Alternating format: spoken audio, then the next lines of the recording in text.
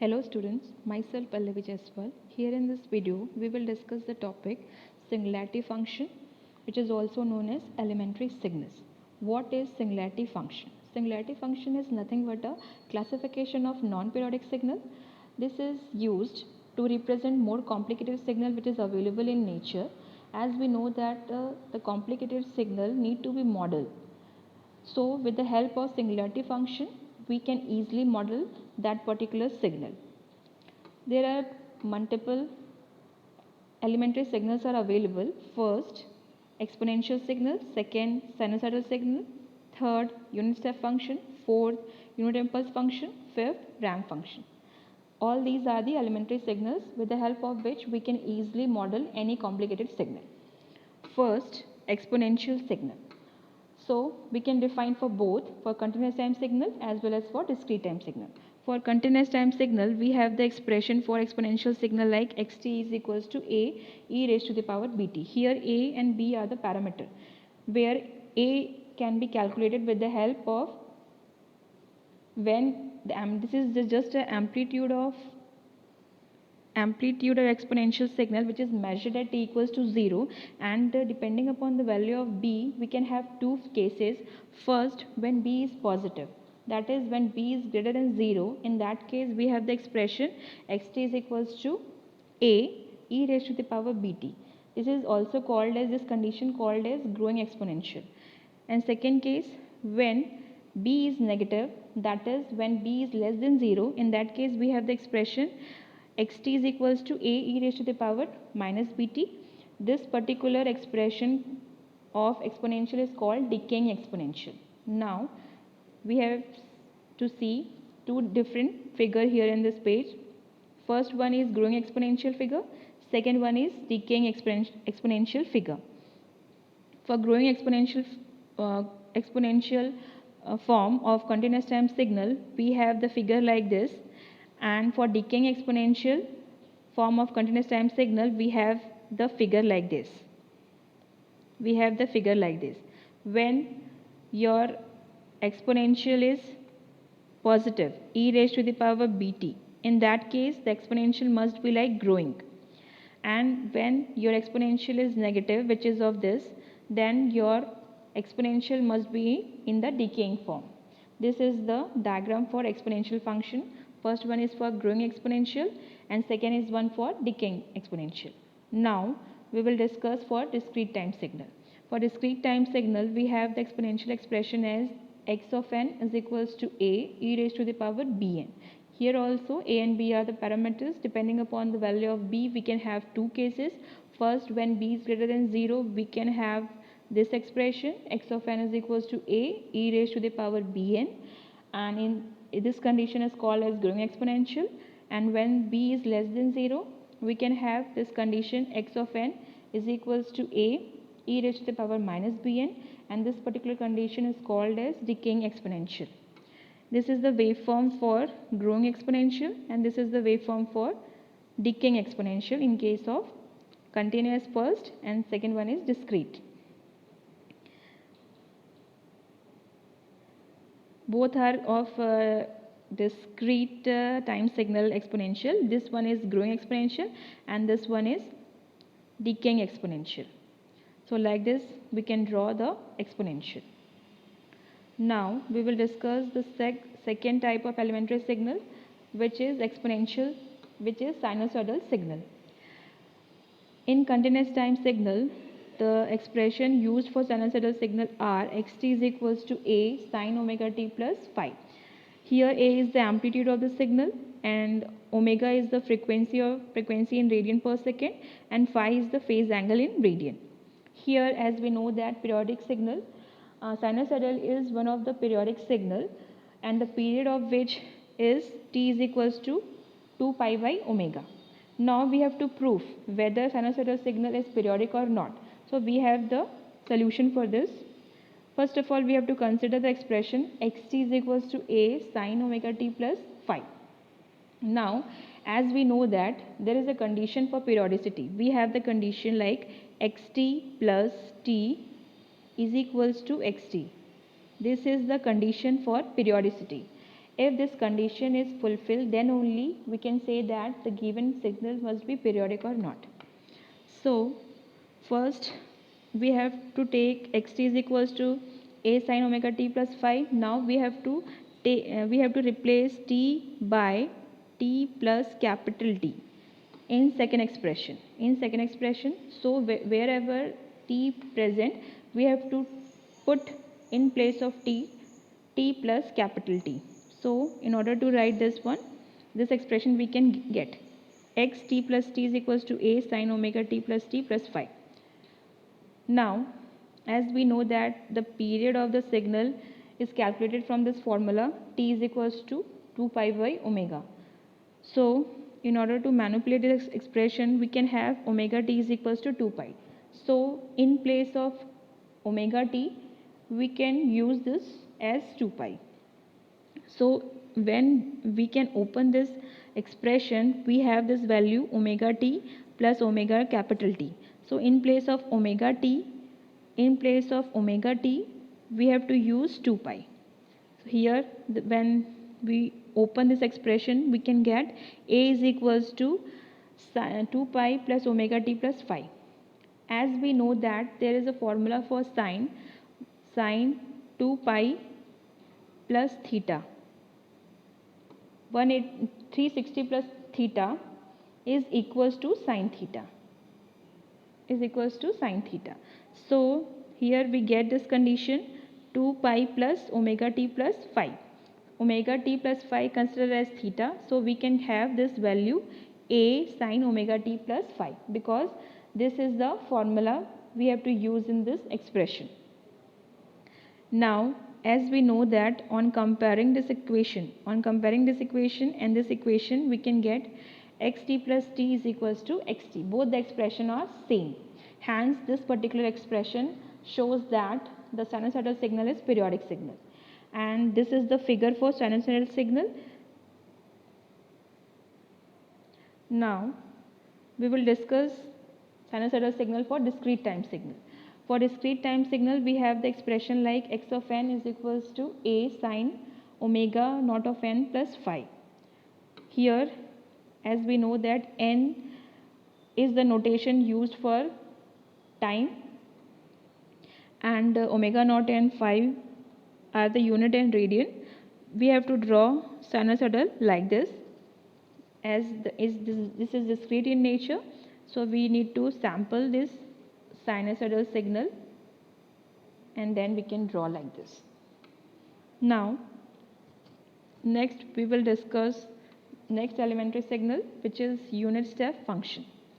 What is unit step function? Unit step function is one which exists only for positive value or positive side of the waveform, and it is having the value magnitude 1, and it is 0 for negative side. The unit step function is discontinuous at t equals to 0. We have two conditions for unit step function. For continuous time signal, we have the formula. Actually, unit step function is denoted by ut. Ut is the representation for unit step function in case of continuous time signal. So, from this expression, as we can see, ut is equals to 1 for t greater than or equals to 0. That means its magnitude will be 1 when t equals to 0 or the positive value of t. Here in this figure, as we can see, the magnitude 1 is exist at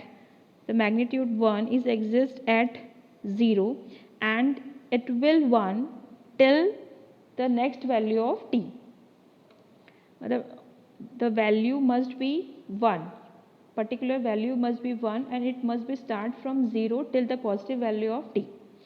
So for discrete time signal, we can have the expression like u of n is equals to 1 for n greater than or equals to 0, and if n value less than 0, then the unit step function must be 0.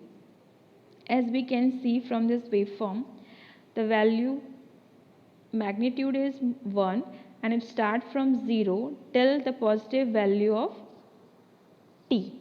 positive value of n, obviously in case of discrete time signal, and there is no value exist for negative value. Hence the unit step function is 1, in which we can have value start from 0 till the positive value of time. Now there are some important facts of unit step function which is required in solving complicated signal. As we know that we can have value in negative side as well as in positive side. So with the help of unit step function, if we want any signal which is present in negative side also, if we want that signal to be start from t equals to 0, then by simply multiplying this signal, unit step function, that is unit step function, we can start that signal from t equals to 0. For example, this is the exponential signal which is decaying exponential e raised to the power minus at. We can have diagram which is from negative side till positive side. So if we want this exponential function to be start from t equals to 0, so simply what we can do, we can multiply exponential signal by ut. Here as you can see the expression xt is equals to e raised to the power minus at into ut. That means what we can do, by simply multiplying unit step function with exponential function, that particular negative value will become 0 and your exponential must be start from 0. Hence, if any complicated signal, whether it is exist in positive or negative side, if we want that it must be start from t equals to 0, it must be start from t equals to 0, then in that case we can simply multiply this unit step function with that function, then it can easily be start from t equals to 0. Then we will discuss the next function which is unit impulse function. The unit impulse function is most widely used elementary signal used in the analysis of signal and system. Here in case of continuous time signal, the unit impulse function is expressed by this expression. First of all, unit impulse function is denoted by del t in case of continuous time signal. So the expression as we can see del t equals to 0 when t is not equals to 0, and it is 1 when t equals to 0. That means its value exists at t equals to 0 only. As we can see from the figure, its value is exist at t equals to 0 only. And if we consider this particular arrow, so its magnitude must be 1. And this particular expression is satisfied satisfied by the unit step function as integration minus infinite to plus infinite del t dt is equals to 1. That means the area under the integration of del t we can have the value 1. Now there is also different conditions available. If the unit impulse function is centered at t equals to t naught, then it is denoted by t minus t naught. Then obviously that but earlier figure, as we can see that for del t that particular value exists at t equals to 0. Likewise, when we can draw del t minus t naught, in that case we have to equate t minus t naught equals to 0, we can have the value t equals to t naught. That means your del t minus t naught must be exist at t equals to t naught. As we can see from the figure, here we have the value at t equals to t naught. In that case, we have the unit impulse function as del t minus t naught. Now, if we have the amplitude or if we have the area for that function, then we can denote here a. If we have the magnitude 1, then we can denote simply 1. This is the condition for unit impulse function. Now, we can define for discrete time signal. This is the expression for unit step, unit impulse function in case of discrete time signal. As we know that in case of continuous time signal, we can denote unit impulse function as del t. In case of discrete time signal, we denote unit impulse function as del of n. So, del of n equals to 1 when n equals to 0, otherwise it is 0 for all value. So, from the figure, as we can see, the value is exist at 0 only. So, this is the waveform for unit impulse function in case of discrete time signal. There are many properties used in impulse function which is required for solving questions. First one is shifting property. First property is shifting property.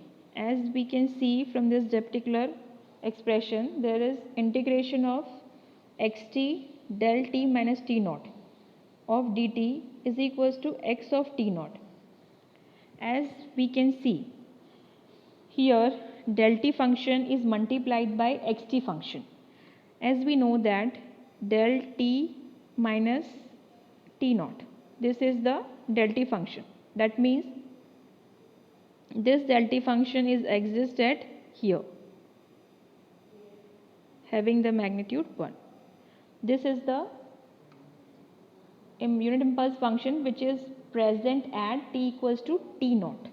T equals to t naught. Hence, obviously anything multiplied by this function, the value is centered at t naught only.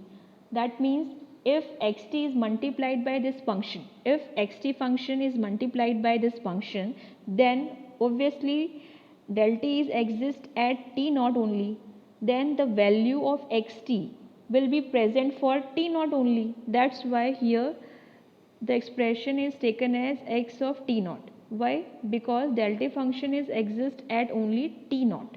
Hence, the xt function is also present for t naught position only. Hence, it is called as shifting property. Now, next property is replication property. As we can see from the expression, integration minus infinity plus infinite x of tau del t minus tau of dt is equals to xt. This expression is nothing but a convolution expression. Convolution of any function with delta function. This is one of the signal and this one is the second signal.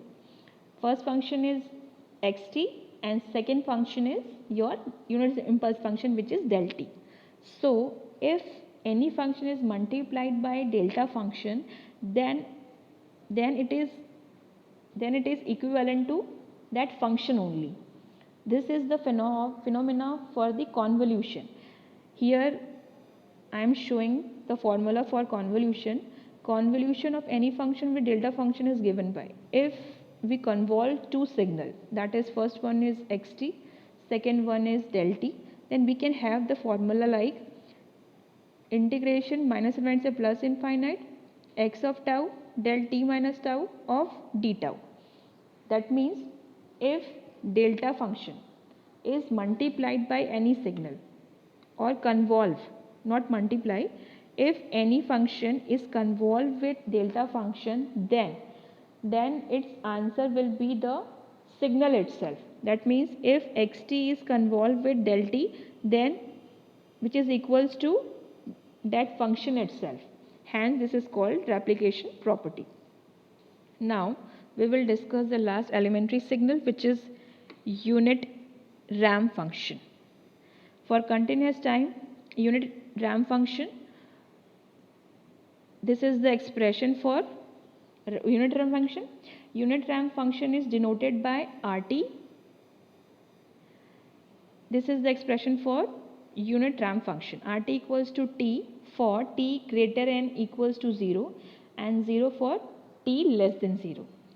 That means particular that signal ramp function, as we can see from the figure, its value ramp function is increases linearly with time.